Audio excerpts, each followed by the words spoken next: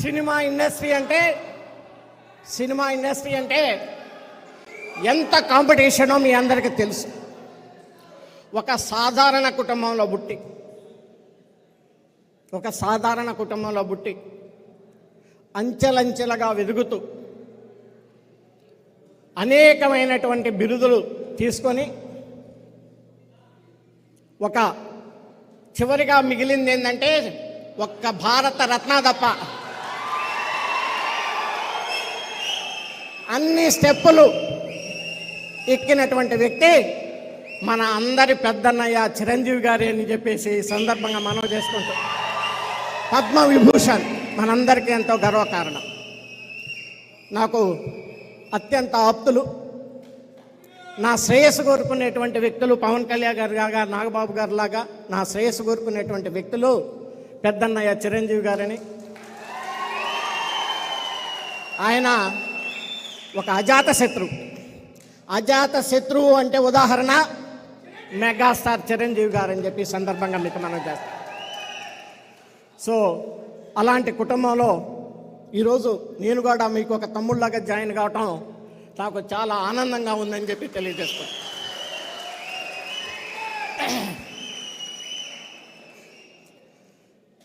పవన్ కళ్యాణ్ గారి గురించి మీ అందరికీ తెలుసు. సినిమా ఇండస్ట్రీ స్టార్ అనగానే మీ అందరికీ తెలుసు ఒక విలాసవంతమైన జీవితం ఉంటుంది. మరి ఆయన సినిమాలు చేసుకుంటే one of the highest remuneration వస్తుంది.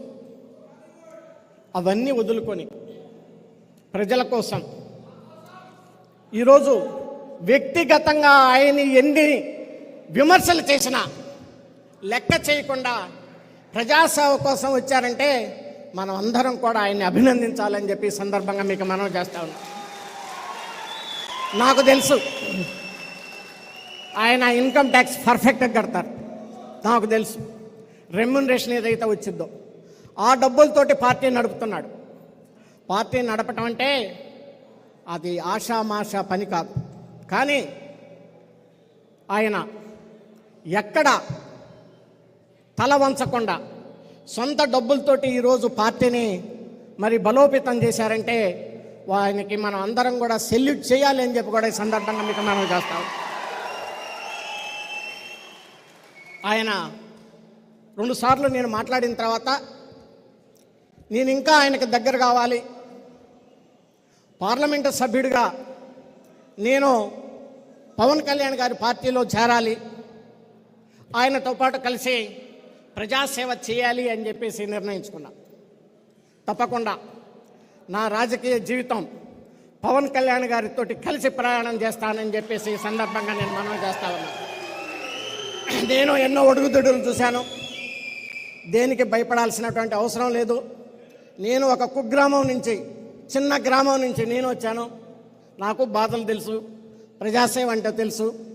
పవన్ కళ్యాణ్ గారికి ఆయన ఆలోచన విధానం ప్రకారం ఒక డిసిప్లైన్ కార్యకర్తగా ఈ రోజు నుంచి ఒక జన సైనికుడిగా ఆయన ఏ బాధ్యతలు అప్పచెప్పినా ఆ బాధ్యతలు నిర్వహిస్తానని చెప్పి మన పార్టీని దినదినాభివృద్ధి చేసుకోవాలి. మనం పార్టీని బలోపేతం చేసుకోవటంలో మన అందరం కూడా పవన్ కళ్యాణ్ గారికి అండగా ఉండాలి. రాజకీయ పార్టీ అంటే ఇది ఎప్పుడూ సంతోషంగానో లేకపోతే ఆనందంగా కూడా ఉండదు. మరి కష్టాలు ఉంటాయి, విమర్శలు ఉంటాయి. పైపెచ్చు వ్యక్తిగత విమర్శలు ఎక్కువైపోయినాయి ఇప్పుడు ఉన్నటువంటి ఈ పరిస్థితుల్లో. ఇతను కొత్త ట్రెండ్ వచ్చింది, అవన్నీ తట్టుకోవాలి.